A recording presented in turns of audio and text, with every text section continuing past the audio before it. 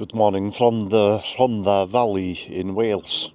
In today's video I'm going to be talking about the actor Stanley Baker.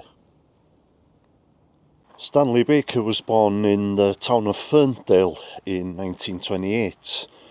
He's best remembered for the 1964 film Zulu, in which he played the lead role, and he was also co-producer of the film. I'm starting today's video at St Gwynno's Church, which is not far from Ferndale. There's kind of a connection to the film Zulu here. Buried somewhere in this graveyard is Thomas Chester.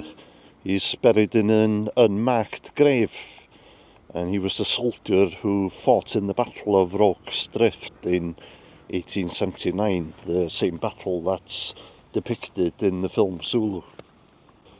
Thomas Chester died in an accident at Ferndale Colliery in 1908. When Stanley Baker died, he was cremated and his ashes was actually scattered not far from here.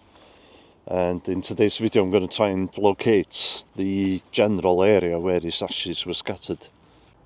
Stanley Baker was much in demand for American films, but he often turned down many Hollywood offers.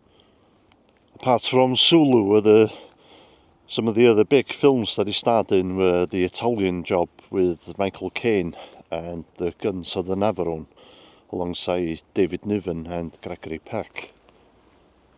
Stanley Baker was actually offered the role of James Bond in the film Dr. No, but he declined the offer as he didn't want to be tied up to a 3-picture contract.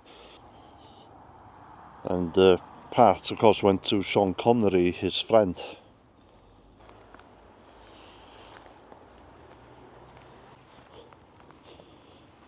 This is a very old cemetery. The oldest grave here dates back to 1667. And I had no idea before coming here, but I read the notice board just outside the church, and apparently Gytornydd Bran is buried here. Gytornydd Bran was a Welsh runner in the 1700s, and he's quite famous in Wales. He ran his final race in 1737, and he ran 12 miles in 53 minutes. And at the end of the race, as he was greeting his girlfriend, he died on the spot. I'm not showing the grave as I plan to come back here to make a video about him. But it says on the notice board that people from all over the world come here to see his grave. This looks like a really old headstone. Back to Stanley Baker. He was good friends with Richard Burton for many years. Richard Burton actually narrated the beginning and the end of the film Zulu. But they fell out in 1967. Stanley Baker was known for being a straight talker, so he didn't get along with everybody. But he did get along quite well with Robert Mitchum and Sean Connery, and I guess also with Michael Caine, as he starred in a number of films with Michael Caine. He once got into an altercation with Cary Grant in London. From what I've read, it was probably Stanley Baker's fault. Baker had starred with Michael Caine in A Hill in Korea, and it was probably because of that he gave Caine such a large role in the film Zulu. And this was Michael Caine's breakthrough role. Although the film Zulu in 1964 was his biggest success, it was followed by 2 films that were commercial failures, Sands of the Kalahari and Robbery. And his career was damaged after the commercial failure of these films, although the film Robbery did receive favourable reviews. Makes you wonder, had he accepted more Hollywood roles and also the James Bond role, that he might have had the same level of success as Richard Burton. but I guess he preferred to work this side of the pond, and he was extremely well paid for an actor in Britain. He used to receive $120,000 for a film. This was at a time when you could buy a house for about $5,000. This is an amazing little spot, but it's very difficult to walk around this cemetery because of the undergrowth.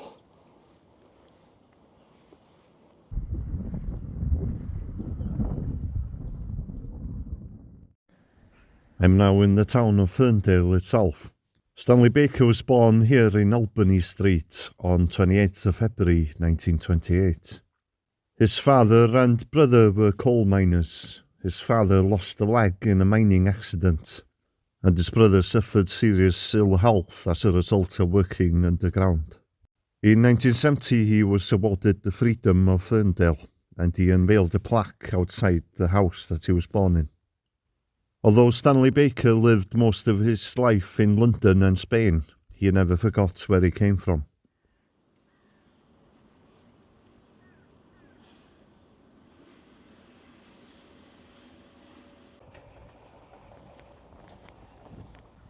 I'm on a hillside high above the valley now.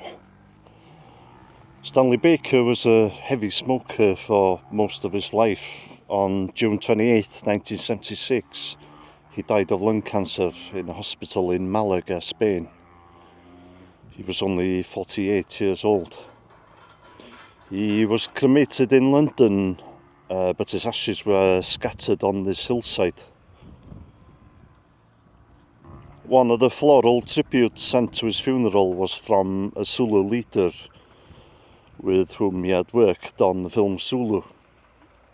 The note that accompanied the floral tribute read, "The most decent white man I have ever met." At the time of his death, he had been due to star in another film with Michael Caine.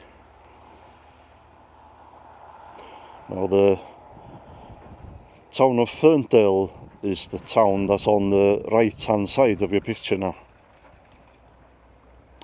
And I'm almost certain that this is the spot where his ashes were scattered, because there's at least 20 or 30 wooden crosses along here. It's obviously a popular spot for scattering relatives' ashes.